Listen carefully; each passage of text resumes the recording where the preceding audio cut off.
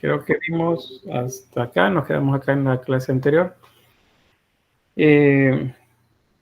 Solo por recordarles, acuérdense de los materiales que les mencionaba, la estatuaria, pues como la idea es siempre dar un mensaje con ella y pues la permanencia en la vida cotidiana de la imagen del faraón era algo que era importante para que el faraón se siguiera considerando como alguien inmortal o alguien divino. Entonces las imágenes de él se hacían, o de la familia real, se hacían en piedra o en materiales mucho más duraderos. Las del resto en materiales perecederos. Si se hacía, por ejemplo, la imagen de sirvientes o de esclavos, esos eran hechos en barro. Porque el barro pues, es más fácil que se rompa y pues no sobrevivía tanto el paso del tiempo, o sea, comparado con otros materiales, me refiero. Luego la escultura adosada, les decía, es la que está pegada a las paredes, eso no se nos debe olvidar. Si está pegada a la pared es adosada. Si por el contrario está separada, en este caso, entonces esta se llama exenta, está separada. La anterior, estas son imágenes adosadas a la fachada del templo. Y aparte, por la posición que tienen, se les denomina sedentes. Sedentes significa que están sentados, eso es lo único que significa. Si las esculturas están como en este caso, paradas, se le llama de pie, sentadas serían sedentes y acostadas se llama yacentes. Eso no hemos visto ninguna hasta ahorita, pero las yacentes están acostadas. En este caso serían esculturas de pie y son exentas, del tipo exenta. Acá, por ejemplo, la del el alcalde, el edil, este sería de pie, y la del escriba sería sedente, porque está sentado. Bien, hay dos ejemplos más. Otro dato es que como lo que buscaban era el naturalismo, porque la idea de las esculturas no es que solamente era como una representación, sino que la idea es que la escultura en sí misma es el doble de la persona que está representando, o sea, tiene las características de la persona que representan. Entonces la idea era hacerlo siempre lo más naturalista posible. Al acercar así, ver despacio, de cerca, los rostros, nos encontramos que los ojos tienen incrustaciones de cristal y de piedras que simulan el color de los ojos, de manera que se vean como más naturalistas. Eso los hacía todavía más creíbles, pues que eran el doble de la persona a la que representaban. Sobre los relieves, creo que fue la última imagen que vimos esta de acá. Son bajos relieves, todos los que se desarrollan en Egipto. Eso significa que en la base se colocaban las piedras o losas también sobre las que se iba a trabajar y luego de hacer pues todo las medidas y la proporción del diseño, entonces se comenzaba a grabar prácticamente sobre la piedra hasta generar el bajo relieve como lo ven por acá. Aparte de eso, esta escultura era polícroma, o sea, se pintaba para hacerla ver todavía más naturalista. Bien, vamos a verla según la cronología, van a ver ahí cómo hay cambios. En algunos casos son cambios bastante grandes que nos permiten diferenciar un estilo de otro, pero en otros casos es así como que un poco complejo, porque hablamos de naturalismo y al mismo tiempo hablamos por ejemplo, figurativo. Entonces el figurativo no es naturalista al 100%, pero sí representa lo más cercano posible la imagen de la persona. Entonces, pero bien, vamos a verlos por acá. En el Imperio Antiguo, que es la primera etapa en la cronología ya del Egipto establecido, vamos a encontrar que las imágenes son idealizadas. ¿Alguien sabe qué significa idealizar?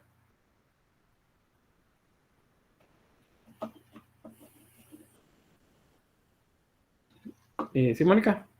Es como una expectativa que tenemos hacia alguien o algo. Sí, algo así. De manera práctica, ¿cómo lo podríamos ver, por ejemplo?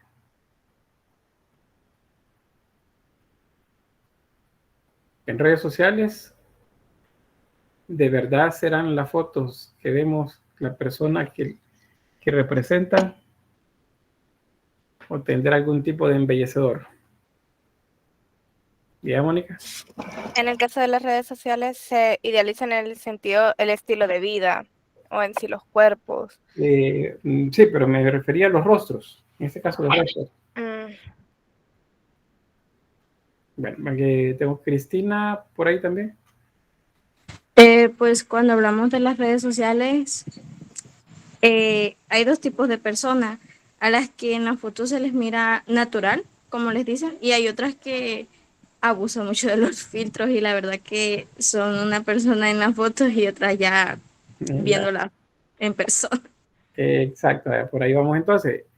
Estas personas que utilizan filtros y que al final no se parecen tanto a la realidad, están idealizando su apariencia.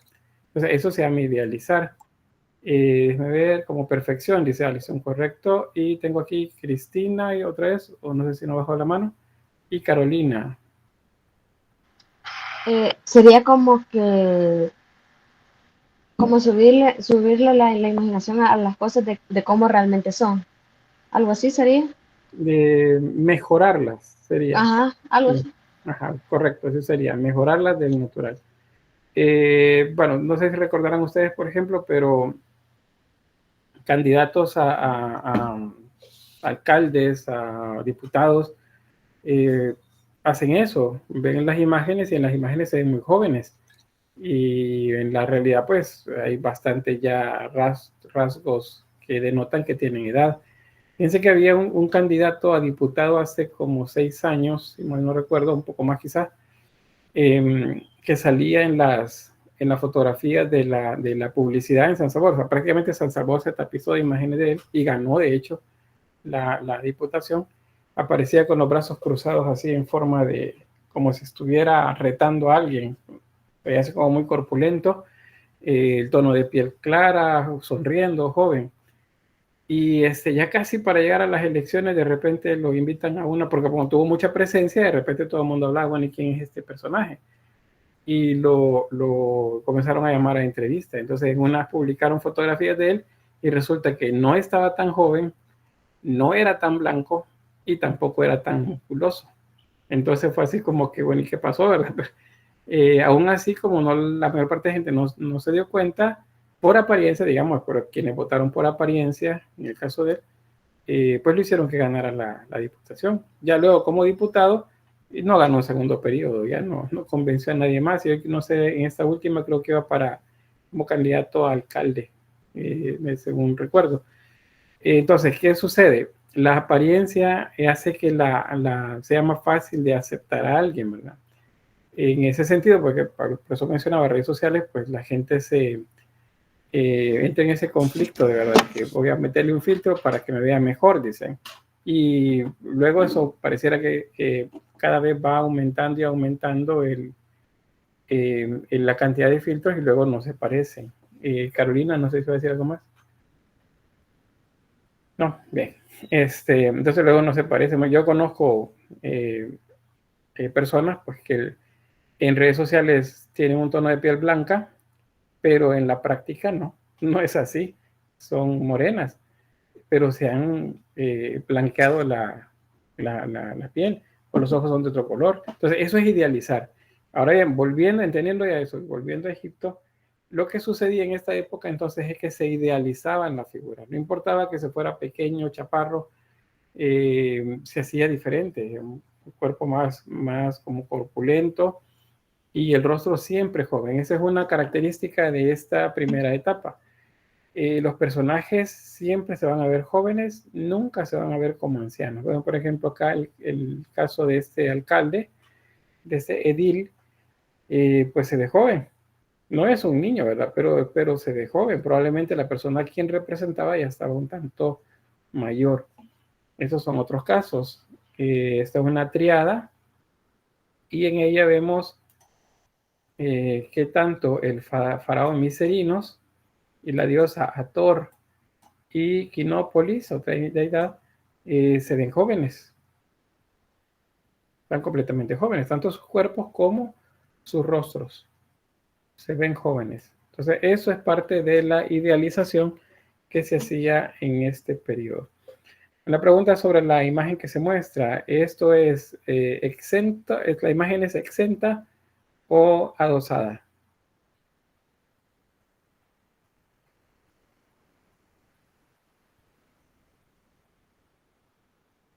Puede ser adosada. ¿Sí? Exenta. Recordemos las características. Carolina. Están como de pie. No, si está de pie, sí están de pie. Estas son esculturas de pie. Ajá. Ajá, pero a partir de las características que tienen, es adosada o exenta. Adosada. Sería adosada entonces. Adosada, correcto. No sé si eso es Mónica. Luego Román.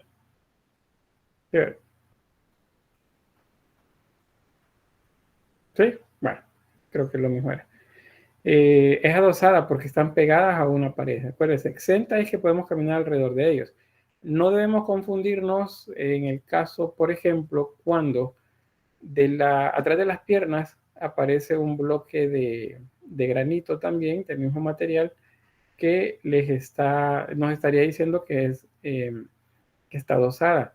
Pero si el resto del cuerpo está separado de la pared o del soporte, entonces es exenta. Solamente que en estas primeras etapas, la resolución de las piernas, la única manera que encontraban para realizarla era pegándolas a un soporte, que sería aquí atrás. Entonces, si está solamente unida por las piernas a la parte de atrás y el resto del cuerpo no, entonces es exenta. En este caso vemos que toda la espalda, la cabeza, las piernas están pegadas, por eso decimos que es adosada. Bien, el anterior entonces es, acuérdense, Imperio Antiguo. Vamos a ver al Imperio Medio.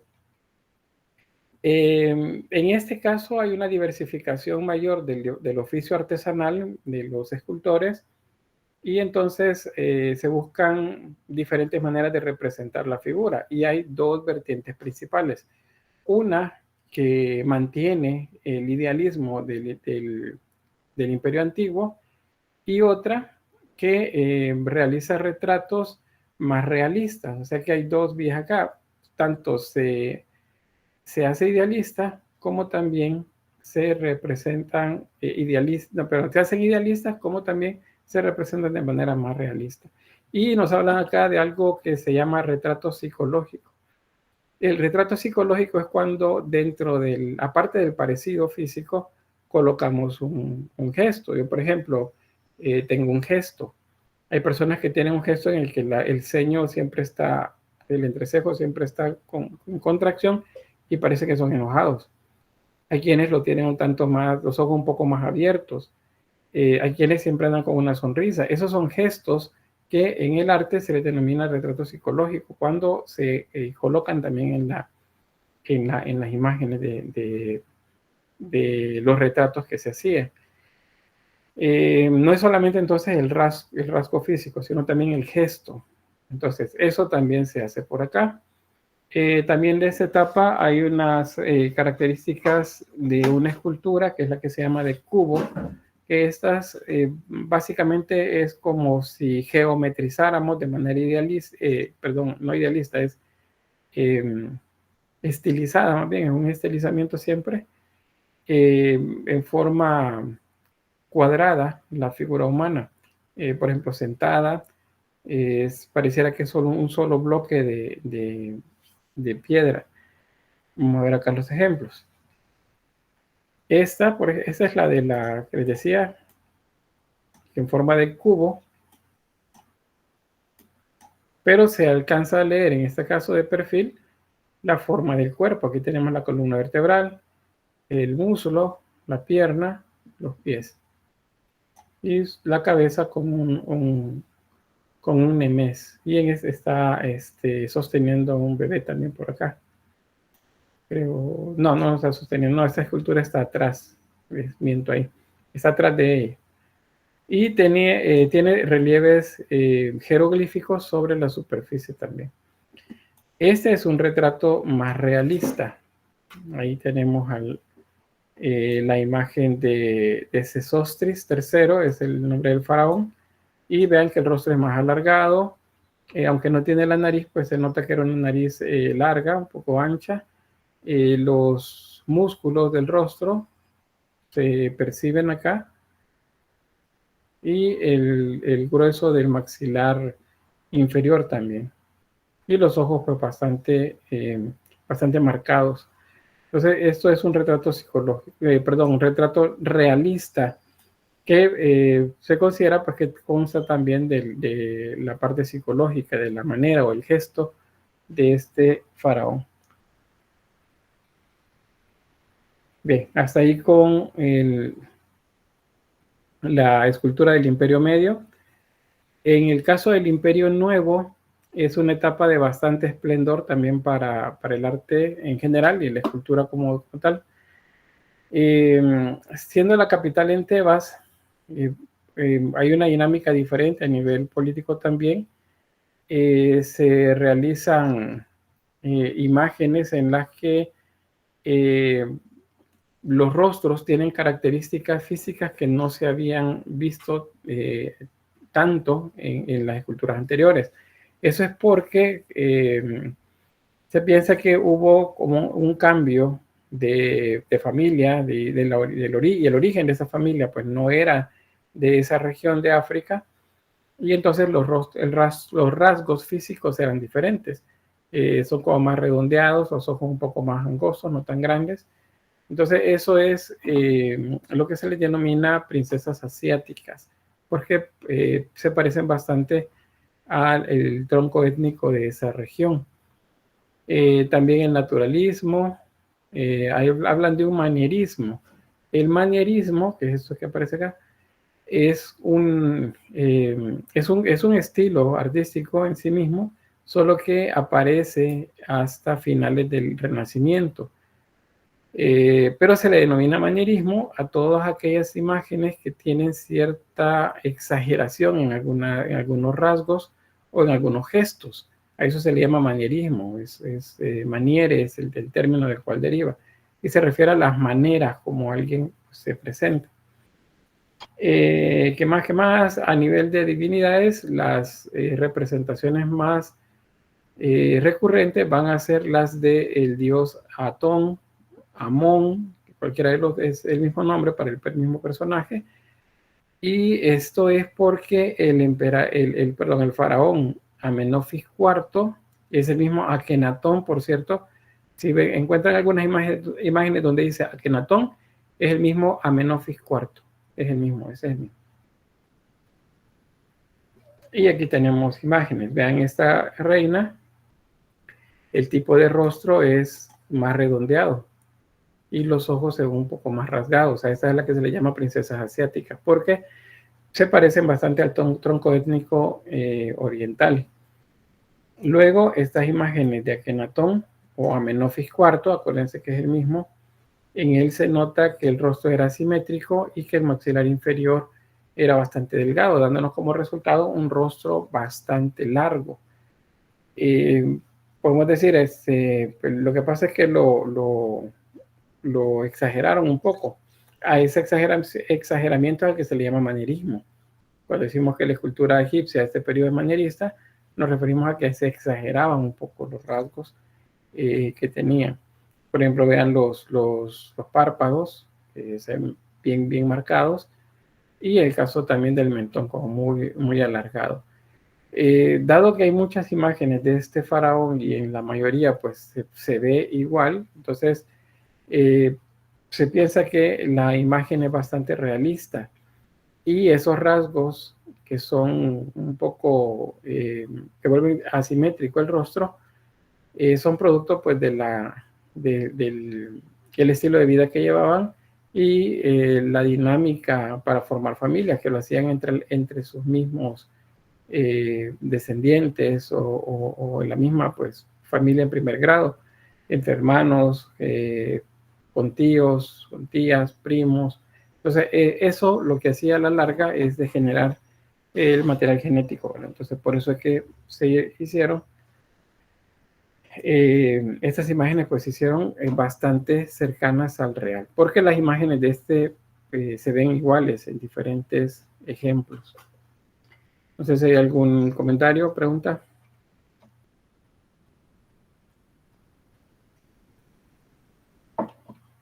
Estamos bien.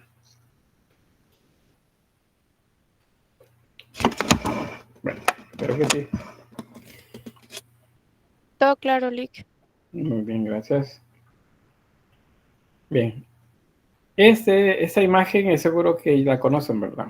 Es el busto de Nefertiti. Nefertiti es una de las reinas más conocidas, fue muy importante en su momento también, y es la esposa de Amenofis IV o Akenatón, parece que es el mismo, es la esposa de él.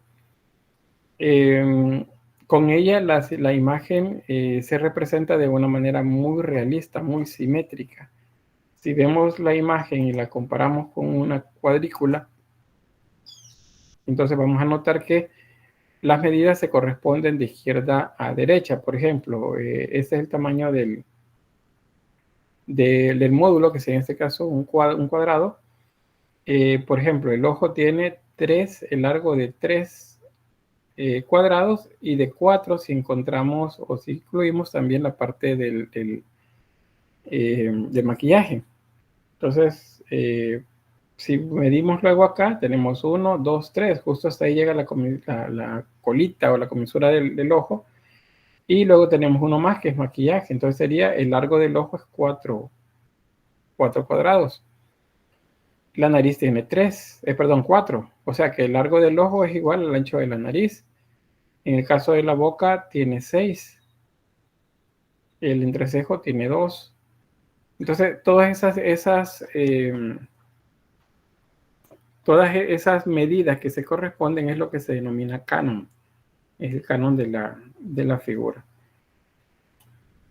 Aquí tienen la imagen, vean que es muy naturalista. Ese busto no es tan grande, fíjense, es pequeñito, pero tiene mucho trabajo realista.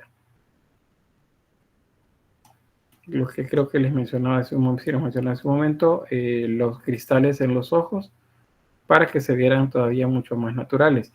Esta escultura solamente tiene un ojo original, el otro solamente es el espacio vacío, se cayó, se perdió, entonces no hay manera de colocarlo ahí, y lo han dejado vacío, como para ver la diferencia en el proceso de construcción de la figura. También la parte del equilibrio físico, lo que tiene que ver con el peso y cómo la pieza no se cae a pesar que pareciera que la mayor cantidad de peso se dirige hacia el mentón, y eso significa que desequilibraría la imagen. Lo cierto es que logra mantener el equilibrio.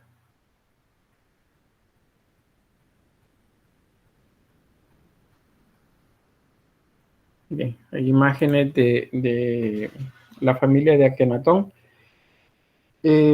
Fíjense que no es común que en las representaciones de los faraones se les vea conviviendo como una familia, porque a pesar que se sabía que el faraón tenía una familia, lo que más se dimensionaba a nivel de imágenes que se hacían de él es lo referente a la divinidad.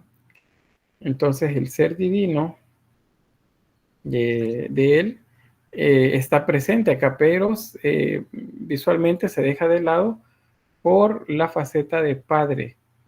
Entonces ahí aparece Nefertiti y Akenatón, pues como si estuviesen en su casa jugando con sus hijas. Acá estas son 3 hijas de él que aparecen acá. Aquí tiene una, hay otra más acá y hay una pequeñita por este lado. Y luego pues lo acompañan textos que nos hablan acerca del rey, su familia, y la imagen de la divinidad o el dios acá. Es Atón.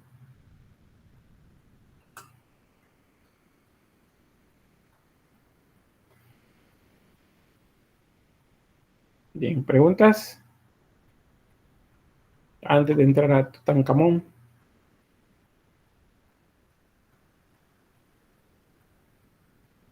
Ninguna, Lee. Bien, gracias. Mónica, levanta la mano. Sí, en el relieve que se hacía en anterior, las hijas, por el tamaño, era desproporcional. ¿Eso tenía un significado o literalmente solo era para simbolizar de que era una edad demasiado corta? Solamente eso. Eran pequeñas, significa que están en una edad corta, correcto. Esa sería la lectura acá. En este caso no hay naturalismo con la proporción de las figuras con respecto a la de los adultos, porque a pesar de si ese fuera el tamaño, digamos, natural, el cuerpo es como muy delgado y tiene la apariencia de un cuerpo adulto. Entonces, más bien el símbolo para mostrar que eran pequeños.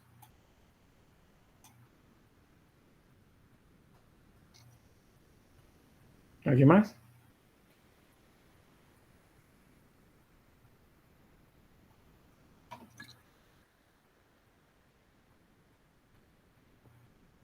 Bueno, espero que no. Bien, Tutankamón. Tutankamón, seguimos hablando de la misma familia de Akenatón. Tutankamón es el hijo de heredero de Akenatón o de Amenofis IV. Él llega al poder bastante joven, siendo un adolescente, aunque acuérdense que ya para, digamos, 17 años, 15 años ya se consideraban grandes, ya iniciando la vida adulta, por el tema de la esperanza de vida. Entonces él llega al poder bastante joven y igual lo deja bastante joven porque no dura ni 10 años en el poder.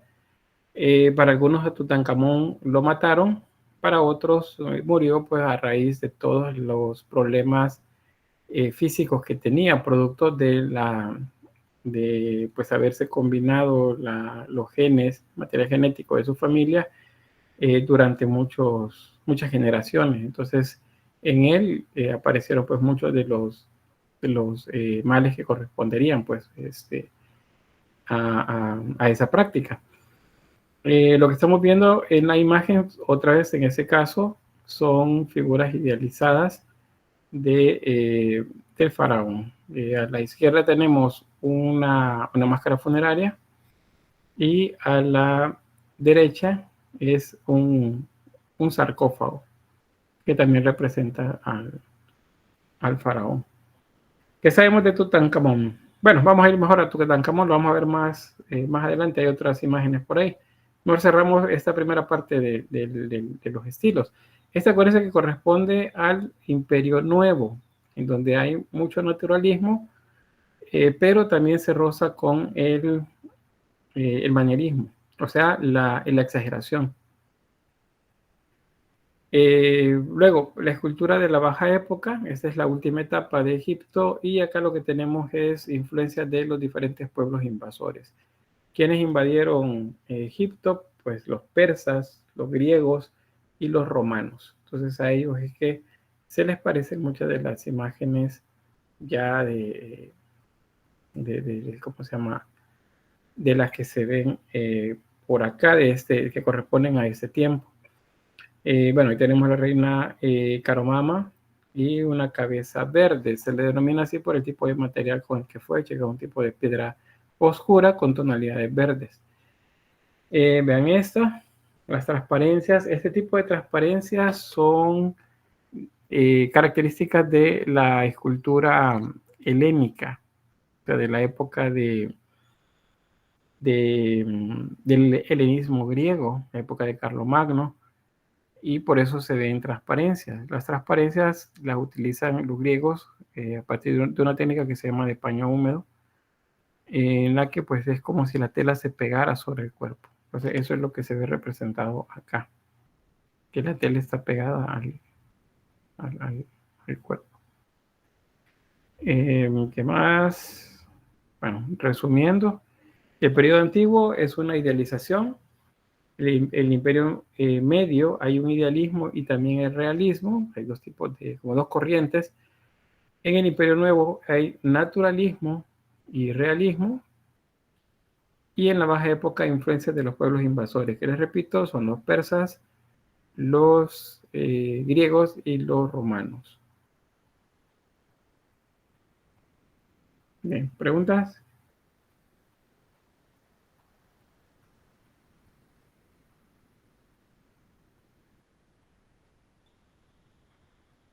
Todo claro, Lick. Vaya, me quedo así escuchando y no hay nada. Bueno, yo espero que sí, pues, que esté claro. Bien, volvamos a Tutankamón. ¿Qué sabemos de Tutankamón? ¿Por qué será que es tan famoso?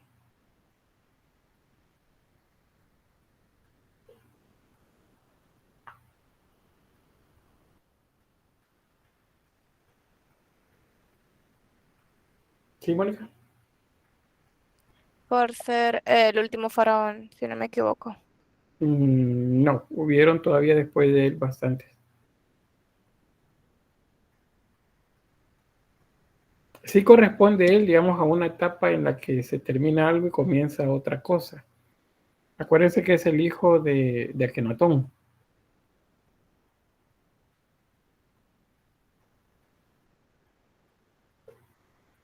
¿Sí, Mónica? O es que creo que fue el último monarca como de sangre real. Algo así. Es que algo así me suena. No, hay otras características de él. Que ver el chat.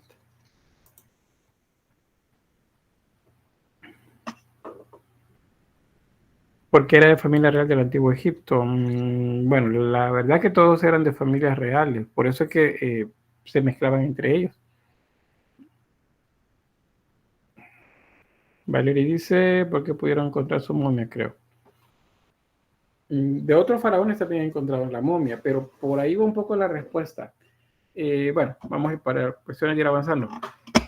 Una razón es que es el hijo del faraón que abolió el culto a los dioses, a la mayor parte de dioses, y volvió la religión politeísta egipcia en monoteísta, o sea, en creer en un solo dios.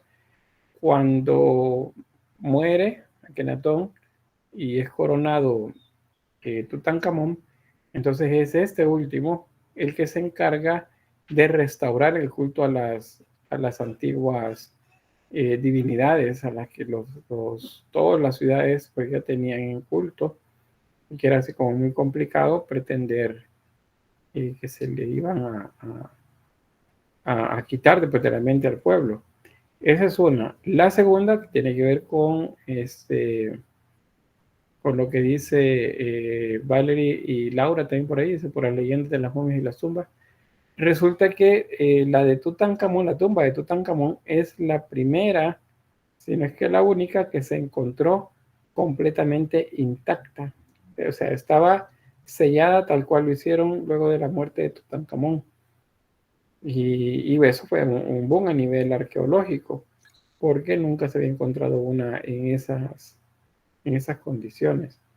Hay imágenes en las que aparecen los, ¿cómo se llaman estos?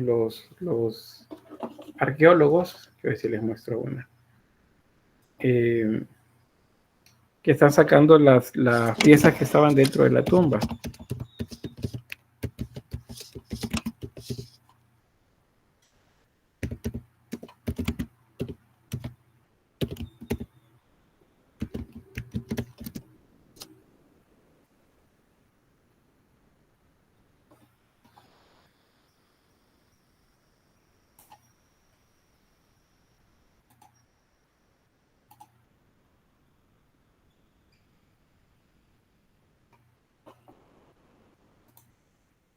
Les muestro por acá.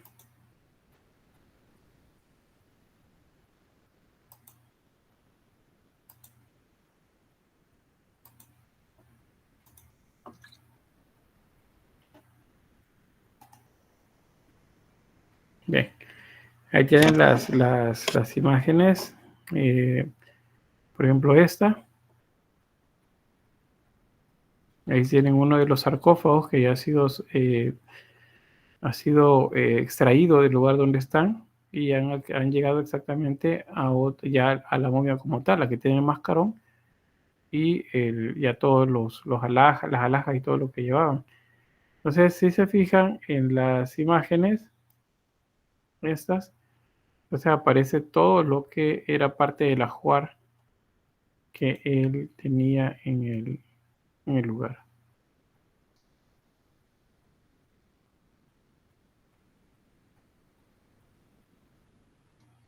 A ver. Bueno, esta, por ejemplo. Vean cuánta gente alrededor.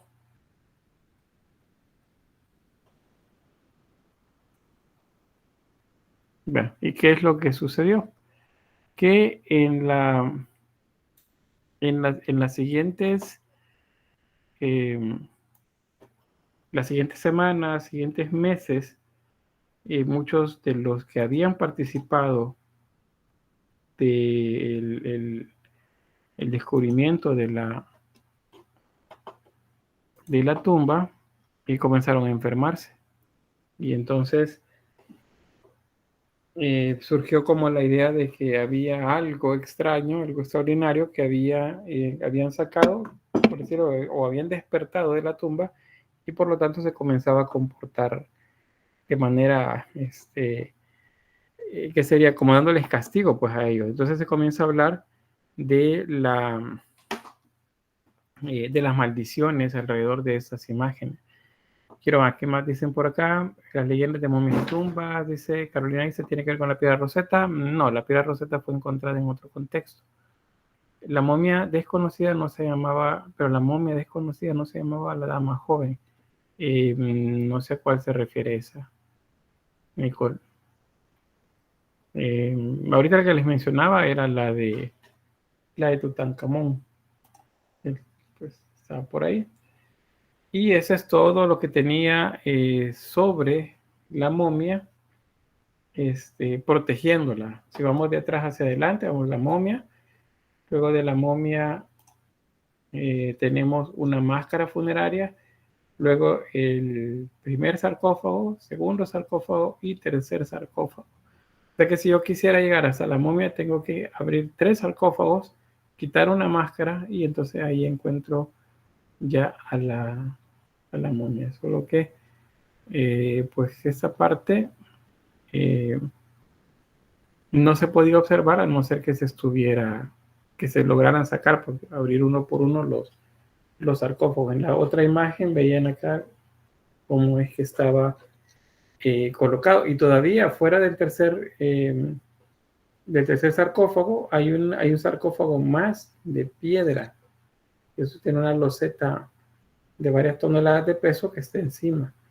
A ver si alguien se acuerda. ¿Cuál era la razón de proteger tanto la momia? Porque esto no es solo para que no le den los zancudos, ¿verdad? No es. ¿Cuál era la razón? A ver, Carolina. Pues porque decía que se tenía que conservar el cuerpo porque no tenían alma, entonces el cuerpo era lo único que conservaban así y era lo que más cuidaban que, o sea, para que ellos decían que ellos seguían viviendo después de la muerte, algo así. Sí. Gracias. Sí, efectivamente, el cuerpo tiene que preservarse para que nada de lo que pueda vivir en esa prolongación de la vida, más allá de las paredes de la tumba, no fuera afectada.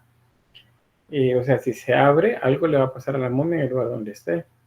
Entonces, en el caso de Tutankamón, pues ustedes saben, pues se abrió la tumba, se extrajeron piezas, se llevaron a diferentes partes del mundo, y entonces pues eso debería de perturbar el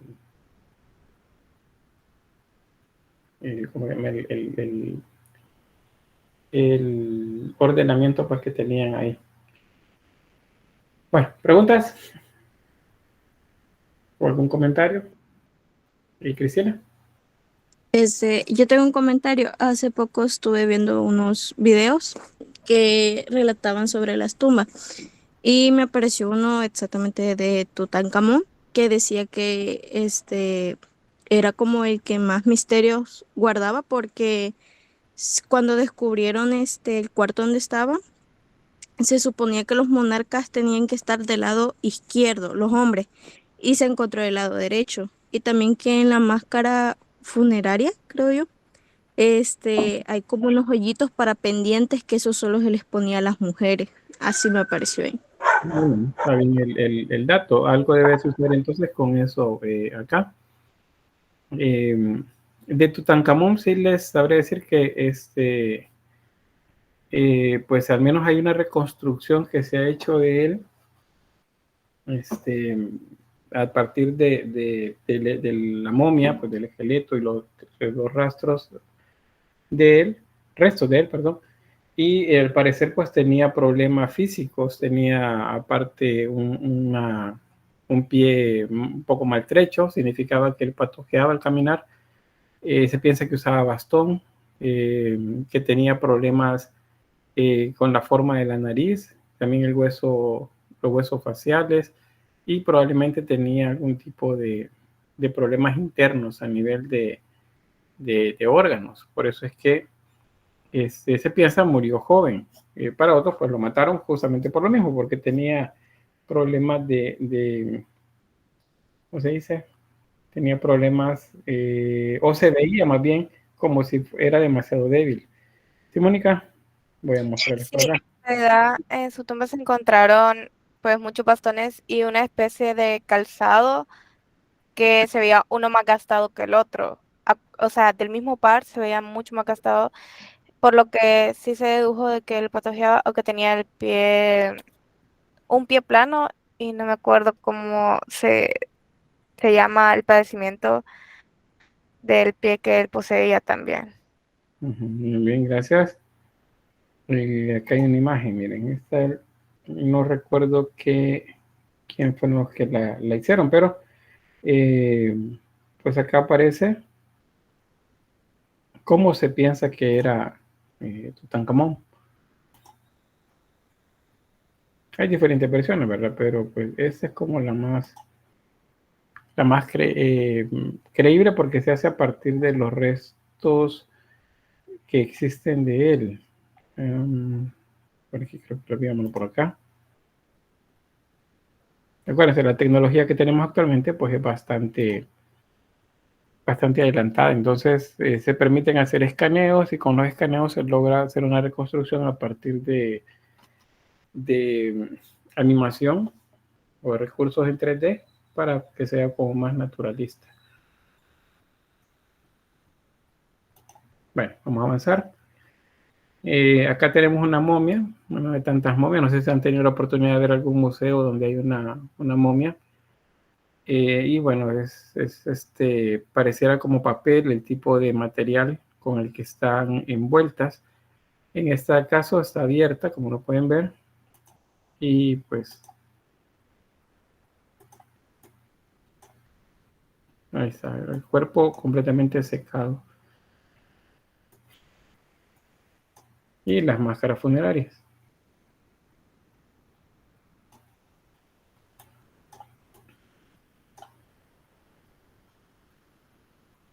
Bien, aquí algunos elementos decorativos y simbólicos del sarcófago, no solo de Tutankamón, sino de otros también, pero en este caso, pues, porque es el como más vistoso que se ha encontrado. Entonces tiene algunos elementos que hemos visto. En el Nemes, que es la corona de diario, tiene la serpiente, símbolo del Bajo Egipto, y el buitre, símbolo del Alto Egipto. Luego la barba postiza, que es un símbolo de autoridad, de poder, de renacer, en el sentido de que el faraón es eterno. Luego estos dos elementos,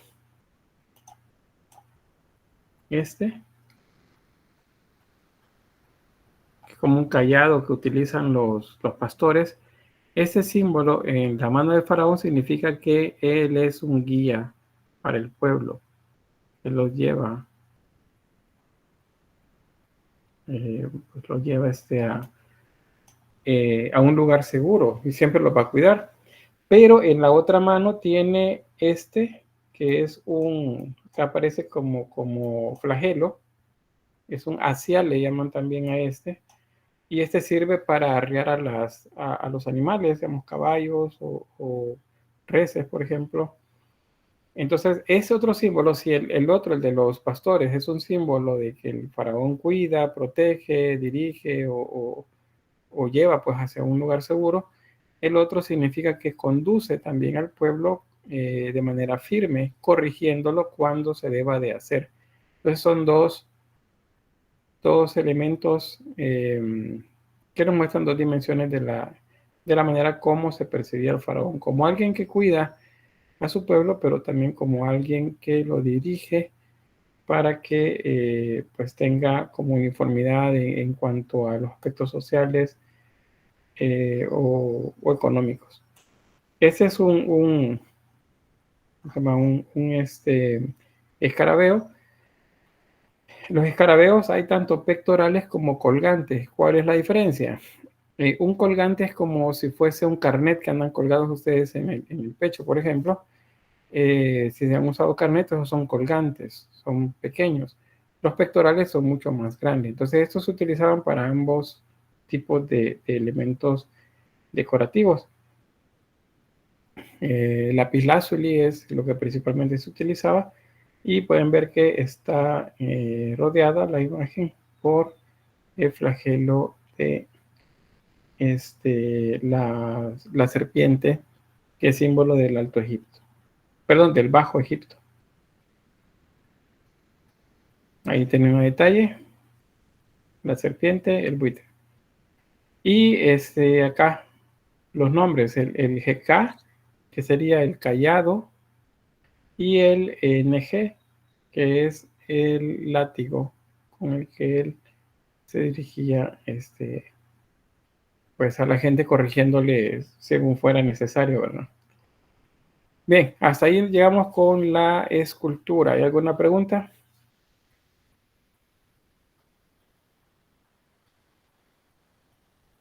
¿Todo bien? Mónica. Significa que las máscaras funerarias y en sí, todo lo que se hacía para preparar a la momia, excepto la mismísima momia, se considera escultura. La forma sí. En este caso, digamos, la forma escultórica. También los escarabeos son escultura, aunque las técnicas sean de orfebrería, por ejemplo. En este caso, acá, bueno, en esta, todo lo que ven acá fue realizado a nivel escultórico. Entonces, los sarcófagos se consideran escultura también. Es una escultura en relieve la que lleva. Es esto que está por acá. Pero fíjense que en pintura, les voy a hablar otra vez de los sarcófagos, porque también los sarcófagos se consideran un ejemplo de la pintura. A ver, ¿quién me dice por qué? ¿Por qué piensan que puede ser también un ejemplo de pintura un sarcófago? Carolina. Por lo de la piedra de lápiz que también se utilizaba como pintura en la otra época que vimos. Ajá, correcto. ¿Cómo se llama esto? En los sumerios. Para los sumerios también era utilizado para hacer mosaicos, ¿verdad? Entonces, los egipcios también utilizaban las piedras de colores, ya sean estas, ¿cómo le llaman? Piedras preciosas o semipreciosas, se utilizaban como elementos pictóricos. Entonces, lo vamos a entender también así. Pero vamos a ver un poco de introducción a la pintura. Igual que la escultura es muy simbólica, la elaboración de dioses, diosas, de figuras pues que representan lo cotidiano también y aquello que trasciende, que sería la vida en ese lugar de descanso que ellos imaginaban. Entonces todo eso son ejemplos de lo que se hacía a nivel temático. A nivel técnico se sigue trabajando con óxidos minerales, o sea, tierras de colores, que se mezclaban con algún tipo de aglutinante, que podría ser se llama agua, por ejemplo, o alguna resina de un árbol, o también aceite para mezclar el color. Y la textura que quedaba con la que pintaban era como si fuese témpera.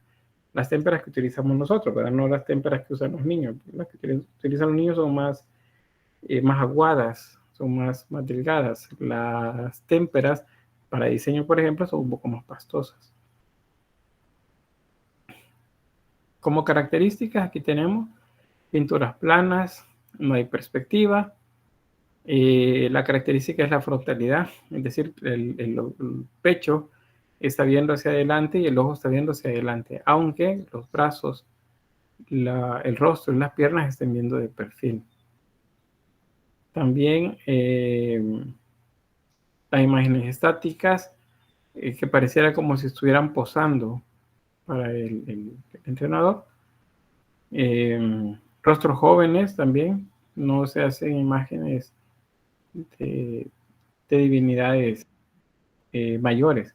Y los colores sin gradaciones, es decir, aplicados de manera plana. ¿Sí, Mónica? Se podría decir que también usan la yuxtaposición. Sí, hay una yuxtaposición. Déjenme ver. Acá podemos verlo.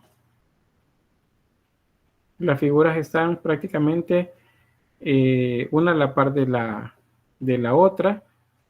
Cuando van caminando, sí, digamos que no hay nada que interfiere entre una imagen y la otra. Pero en este caso, vean, hay una yuxtaposición. Se supone que es una mesa en la que están colocados diversos alimentos, o por lo menos animales, productos de la casa que sirven para alimento. Acá. Y lo demás, pues, yuxtaposición, para que en apariencia tengan perspectiva. Bien, esta imagen es un diagrama de cómo se supone pues ser el trabajo dentro de los templos, de las pirámides, pues serían tumbas. Se hacía como una cuadrícula, se medía y luego a partir de eso se copiaba un diseño que las autoridades tuvieran pues a bien decirles pues que deberían de colocar ahí. Vean la imagen sobre el pigmento acá. Ese está bastante azul. El color azul en Egipto es para muchos pues sigue siendo todavía como un misterio. Qué tipo de mezcla utilizaron de químicos o de tierras para lograr ese color.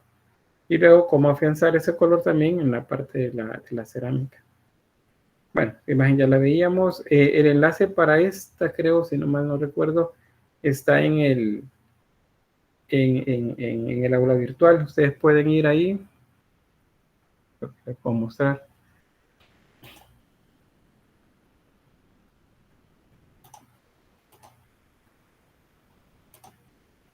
Déjenme ver si puedo mostrarles.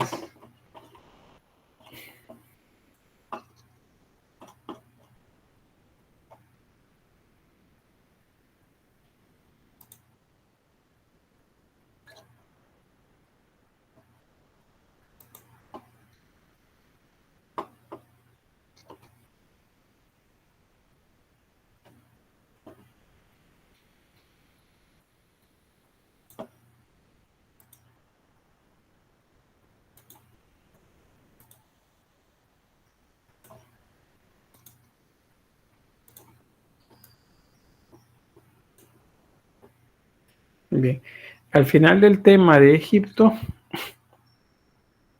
acá luego donde dice, aquí dice materiales para ambos grupos, tienen un material de lectura y aquí tienen estos dos enlaces, la tumba de Mena y la tumba de la reina Merexat III, como es la tumba de Mena.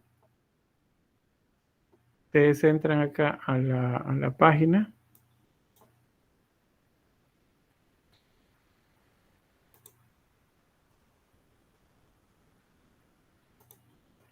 Déjenme ver.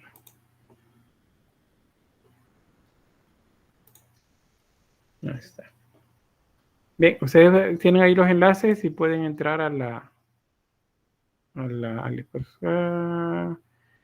qué barbaridad, no me lo permitió. Veamos la de Menesac. El modelo no está disponible. Bueno, las probé hace un par de semanas. Yo creo que es la computadora la que me está dando un poco de conflicto acá, pero intenten ustedes, si pueden ingresar ahí. Quiero ver.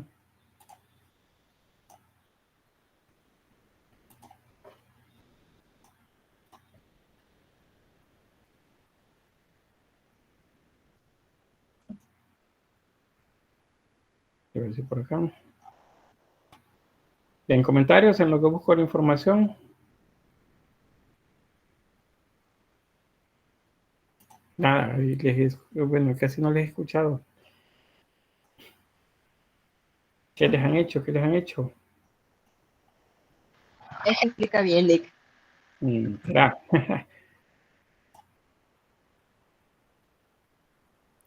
Yo por tratar de tomar apuntes estoy bien calladita ahí, tratando de seguirle Ajá, el paso, también, ¿verdad? también por Por eso. seguirle el paso. Sí, porque si no, si nos ponemos a opinar, se nos va el tiempo. Ya, pero fíjense que descanso yo. O se nos va la idea. Avance, ¿no? Pero descanso yo, fíjense. Bueno, fíjense que creo que sí se puede. Vamos a ver la Jimena. Creo que sí. Bien, nos ubicamos entonces acá. Vamos a ir a esto de una vez. Sí. Y entonces ustedes ahí pueden caminar dentro de la tumba, ya que no podemos hacer un viaje de campo hasta el lugar, pero pues ustedes pueden hacer estos recorridos virtuales. Vean, tenemos el techo.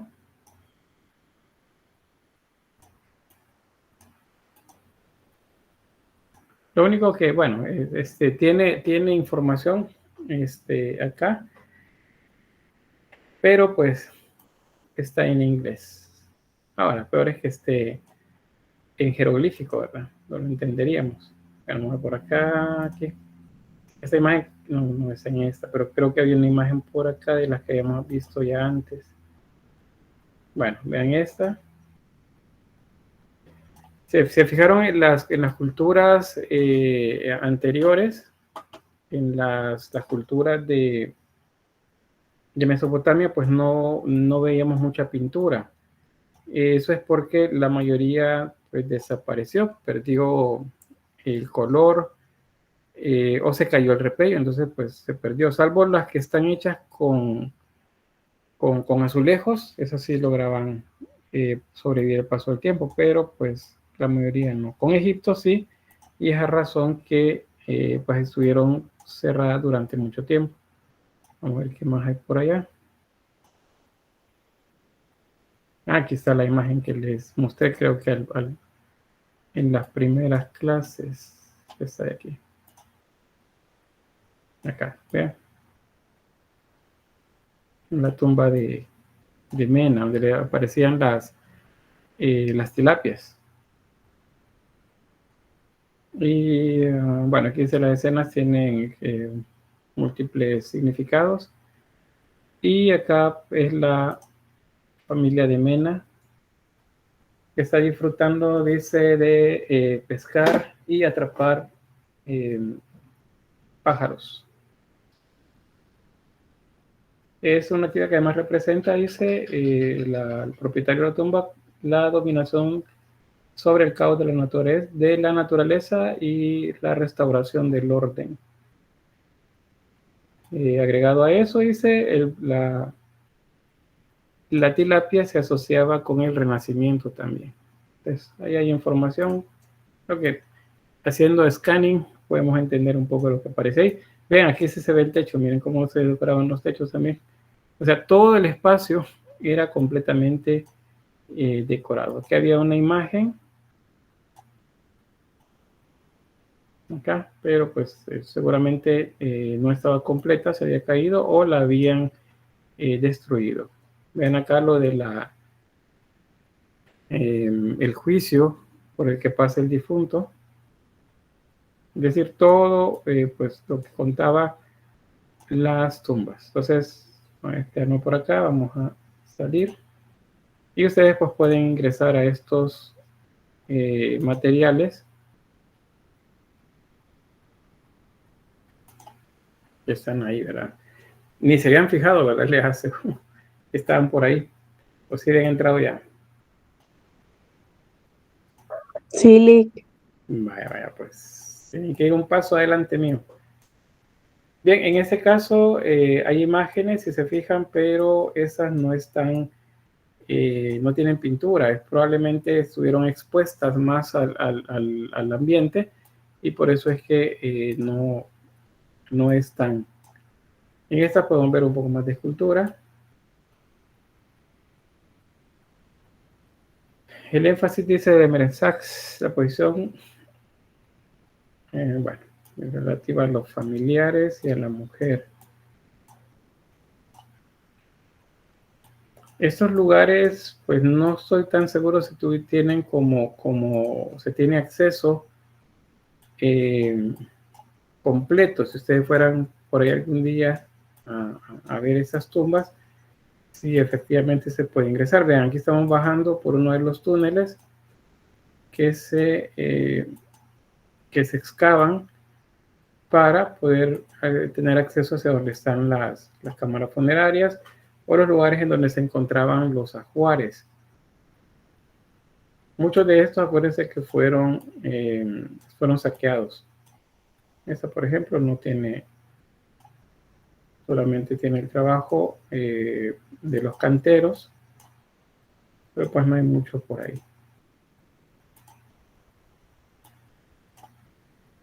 Vamos a salir.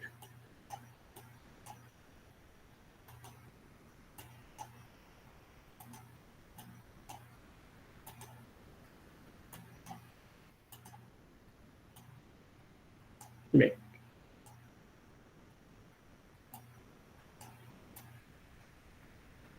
Aquí pueden ver el trabajo. El trabajo acá era doble. El trabajo era del escultor, que era quienes hacían los relieves, y luego venían los pintores para realizar la pigmentación o el coloreo de todas las figuras. Era un trabajo como muy grande lo que se realizaban por ahí. Bueno, volvemos acá.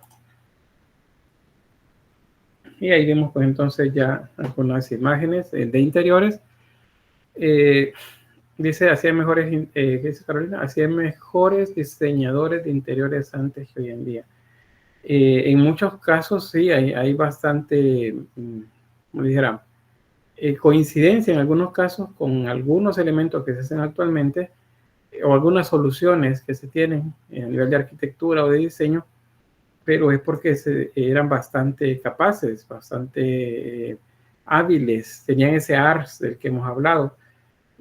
Acuérdense que no podemos decir artistas todavía, porque el término artista se comenzó a aplicar hasta el Renacimiento. Antes de eso no se puede hablar de artista, sino de oficios en los que es el artesano el protagonista. Entonces, estos artesanos que trabajan con pintura eran muy hábiles. Los arquitectos igual, los escultores igual.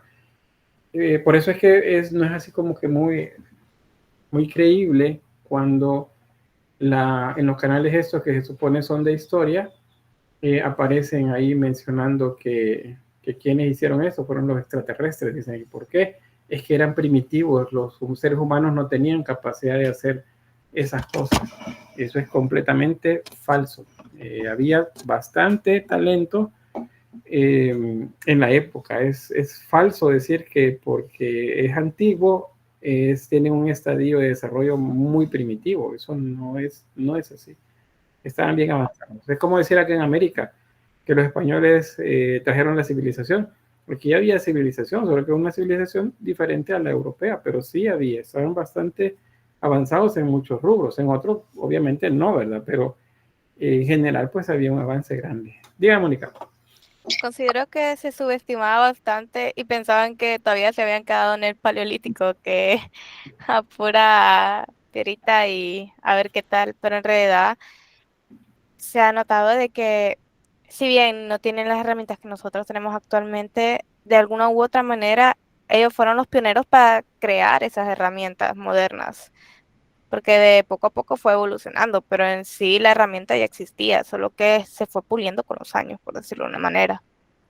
Correcto, es eso lo que sucede. Acuérdense que las primeras máquinas son las palancas. Y el sistema de palancas, poleas, un sistema muy similar a las grúas que tenemos actualmente, pues se inventaron en la antigüedad y se aplicaron ya para esta época.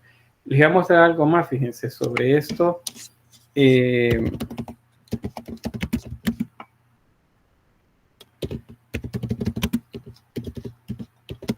Fíjense que esto no lo vimos así como tan despacio con el otro grupo, pero pues ustedes, les voy a mostrar un poco más. Déjenme ver, dejo de compartir por acá.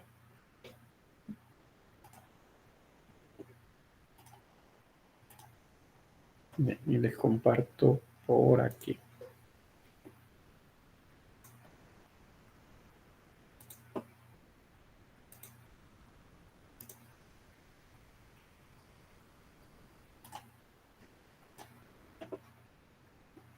Bien, esa imagen que veíamos en la pantalla, la del templo,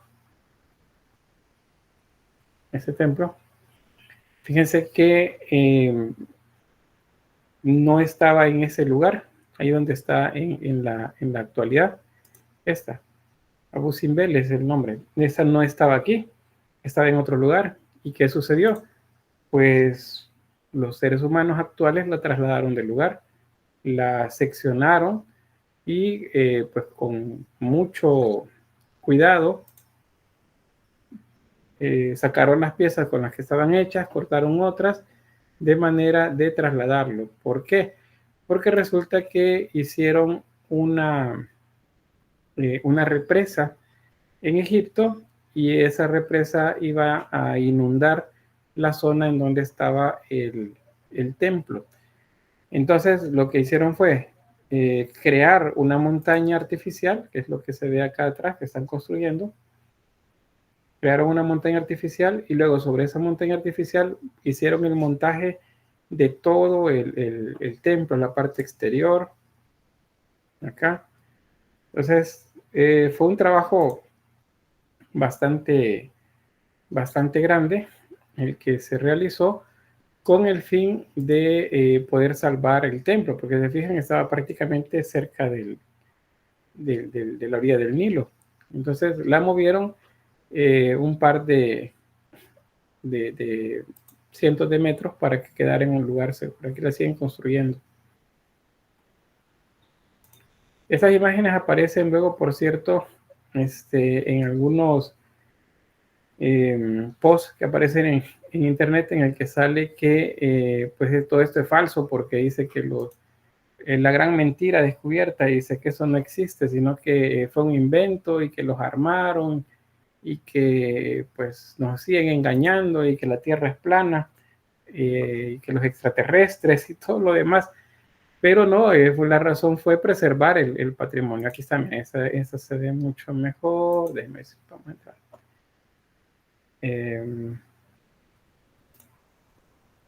Acá. Se traslada los templos de Abu Simbel.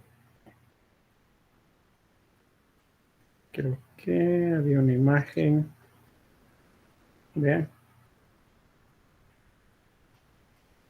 Que era cortarlo y luego llevarlo hasta hacer el montaje en otro lugar. Hay una imagen. Toda la parte de atrás es el montaje de la montaña. No me apareció la imagen, pero había una en la que se veía desde la parte alta toda la construcción. Ahí está trasladando el rostro. Y bueno, ahora ya sabemos, ¿verdad? Que no todo es como lo vemos. Hay mucho más por ahí que no sabemos. Lo cierto es que es una maravilla de ingeniería la que utilizaron para lograr mover todo el templo. Aquí está Abu Simbel. Pero bien, estamos hablando de pintura. Las pinturas que veíamos en las tumbas hace un momento, ahora las estamos viendo acá en la parte externa también, solo que en la parte externa la erosión eólica, que es la que causa el viento, la fluvial, porque llueve de vez en cuando, y la eólica, que es la que produce el viento, sí, eólica, fluvial y el Sol es la otra, ¿no? Eran las dos erosiones más la radiación solar. Esas son las que terminan por destruir el pigmento. Entonces, por eso es que no están por ahí. Bien, esto se considera pintura también, es un escarabeo. Los escarabeos, acuérdense, pueden ser pectorales, en el caso que sea una placa que se lleva sobre el pecho, o pueden ser colgantes. En este caso son pequeños como dijes o elementos pequeños o medianos que se colgaban de una cadena, por ejemplo, al cuello. Entonces el escarabeo es uno de estos. El escarabeo es un símbolo de vida y de poder para los egipcios. Tiene alas, significa que vuela. Bueno, los escarabajos sabemos que vuelan, ¿verdad? Y si vuelan es porque pueden llegar a la bóveda celeste y pueden bajar. Si tienen acceso a la bóveda celeste son sagrados. Y algo más que nos dice que es sagrado es este símbolo solar que tiene acá. Ese es un símbolo del sol. Y está hecho con lapislázuli. Acuérdense, el lapislázuli es una piedra preciosa, pues muy importante. Bien, este personaje es el que inspira la idea para los egipcios de el escarabajo. ¿Saben cuál es, verdad? ¿Cómo se llama?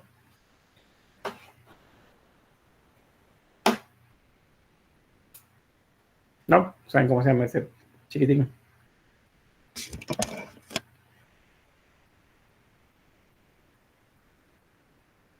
¿Sí me escuchan, verdad?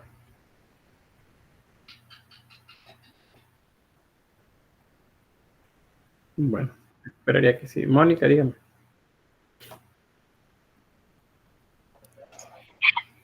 No sé, escarabajo egipcio, porque solo sé que había un escarabajo llamado rinoceronte, si no me equivoco, por el piquito que tenía aquí, pero no estoy segura si es el mismo. No, no es el mismo.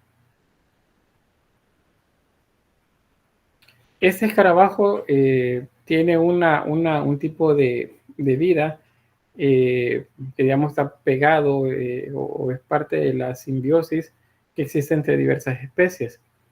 Entonces, ustedes ven la cantidad de animales que vagan libres en muchas regiones de África, entre elefantes, cebras, impalas y otro montón de animales. Entonces resulta que todos esos animales producen heces, ¿verdad? O sea, van haciendo sus necesidades donde lo quieran hacer, y entonces los escarabajos ahí es donde actúan. Entran y comienzan a formar una pelota de popó, una esfera, que la van haciendo más grande y la van empujando, así como va haciendo el escarabajo acá. Este se le llama el escarabajo pelotero. Entonces vean el círculo. El círculo. Mire, pero ese es popó. Pues eso es irrelevante en la idea egipcia de qué material es el que están llevando. ¿Qué sabemos? Pues el escarabajo produce esta esfera, esta pelota de heces de los animales, y luego la entierra porque en ella coloca sus huevos. Entonces, lo que veían los egipcios era que el escarabajo llevaba una de estas pelotas y luego se enterraba, se metía a la tierra. Acuérdense que entrar a la tierra es volver a la madre, ¿verdad? Es volver a nuestro origen. Entonces, para ellos, bueno, eso se hacía cuando se fallecía, cuando alguien moría. Entonces, volvía a la tierra, o sea, moría, pero en ese lugar de donde había dejado la pelota enterrada bajo tierra, de repente salía otra vez el escarabajo. Para ellos eso era un símbolo que el escarabajo acababa de resucitar. Entonces es un símbolo de resurrección. Y si hay resurrección, significa que vuelve a la vida, o sea, es eterno. Entonces por eso el escarabajo es un símbolo de eternidad, de vida y de poder. Y es este escarabajito, el escarabajo pelotero. Bien, vamos a ver más. Eso es pintura también.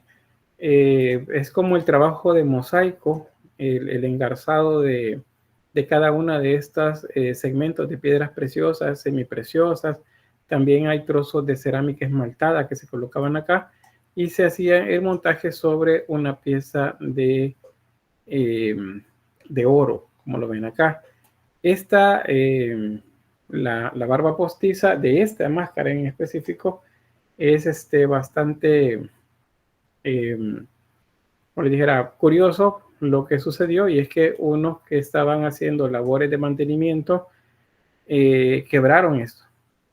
Entonces el escándalo no es tanto que lo hayan quebrado, sino que lo pegaron con un tipo de resina que no nada que ver con lo que profesionalmente se hubiera podido hacer. Probablemente despidieron a esa gente, ¿verdad? Por lo que hicieron, porque eso de alguna forma daña la pieza. O sea, ya se dañó porque se quebró, pero intentar unirlo con materiales que resultan contrarios a la naturaleza de los materiales usados, pues era un problema. Entonces esto se considera pintura por cómo se usa el color. Igual esta otra de acá. Igual esta de acá. O sea que los sarcófagos se consideran tanto en la escultura, porque se les da forma, como en la pintura, porque se hacen las decoraciones. Bien, hasta ahí con la escultura.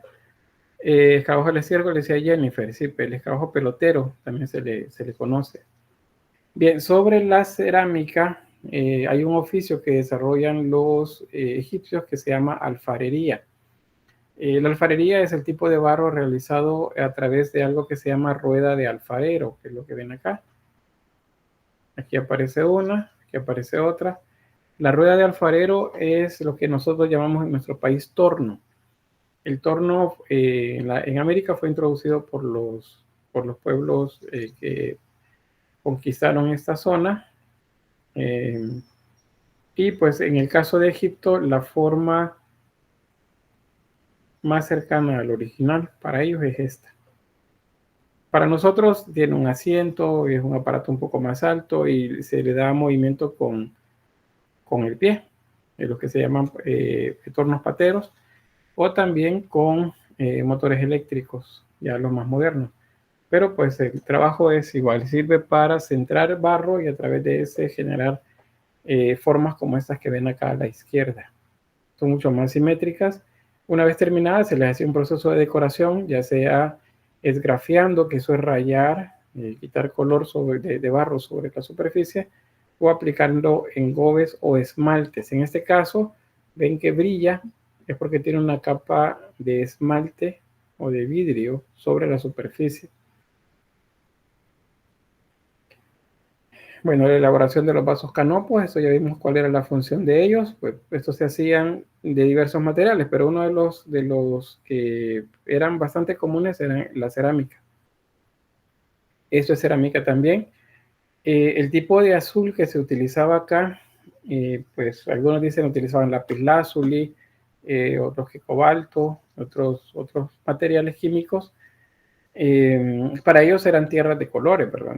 No es que supieran exactamente la composición química como lo sabemos ahora, pero eso ellos sabían que si lo mezclaban de la forma adecuada les podía producir un tipo de pintura.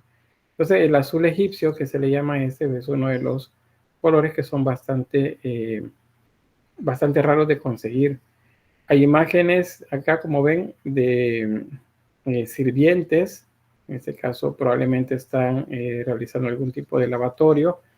Los gatos están presentes también en todas la idea de la muerte para los egipcios. Se consideran que acompañan el viaje del difunto. Y había muchos gatos que se momificaban también y se colocaban dentro del ajuar de la persona fallecida. Y si no, pues se colocaban esculturas como estas o la del hipopótamo y los diversos vasos que ven por ahí. Estas también son imágenes o figuras comunes de las que se colocaban en las tumbas, los husbeti. Estos eran como pequeñas divinidades que servían para acompañar al difunto. Y es un tipo de cerámica con el que se hacían. Es muy seguro que utilizaran moldes para hacer estas piezas. La mayoría tienen el mismo tipo de tamaño y de forma. Bien, la orfebrería se refiere al trabajo en metal y los egipcios pues, fueron bastante diestros con el trabajo en metal. Hay bastante herramientas, por ejemplo, armas también que son de metal. Los utensilios, por ejemplo, platos o utensilios para la cocina también habían de cerámica y habían metálicos. Estos eran para la élite. Entonces habían vajillas, como dice acá, vajillas de uso corriente para templos o para palacios. Pero eso era para gente de mayor rango, ¿verdad? Quienes pudieran pagar ese tipo de material. Se encuentran también piezas en oro, plata, marfil, bronce, cerámica esmaltada, que acompaña también o eran más bien unidas con los metales. Bien, otra vez vamos acá al trabajo de las máscaras. Esto es orfebrería, pero lo vimos como pintura y lo vimos también como escultura. Entonces tiene de todo estas imágenes. Era una pieza que no se hacía solamente a través de un oficio, sino de varios oficios. Y ahí para recordar el símbolo, que es lo que significa la barba postiza, el cetro Nejet, que es el flagelo, el cetro GK, que es el cayado de los pastores, y el buitre y la cobra, que son símbolos del Alto y el Bajo Egipto. La barba postiza, recuerden, todos esos son símbolos que deben recordar, deben de manejarlos bastante bien. Y otros ejemplos, pues, de el trabajo de orfebrería, joyería en este caso, oro y piedras preciosas y semipreciosas. Realmente es insultante cuando pensamos que todas estas culturas eran primitivas, así como nos las plantean en esos programas en los que la única manera para que pudieran hacer algo es como esto, es que les ayudaron los aliens. Eso es completamente falso. Bien, otro colgante, siempre el áureo del escarabeo, escarabajo alado, y el símbolo de la barca del sol, y el símbolo lunar acá arriba, y el ojo que todo lo ve, que también es un símbolo egipcio. Y bueno, hasta ahí llegamos con Egipto. ¿Preguntas?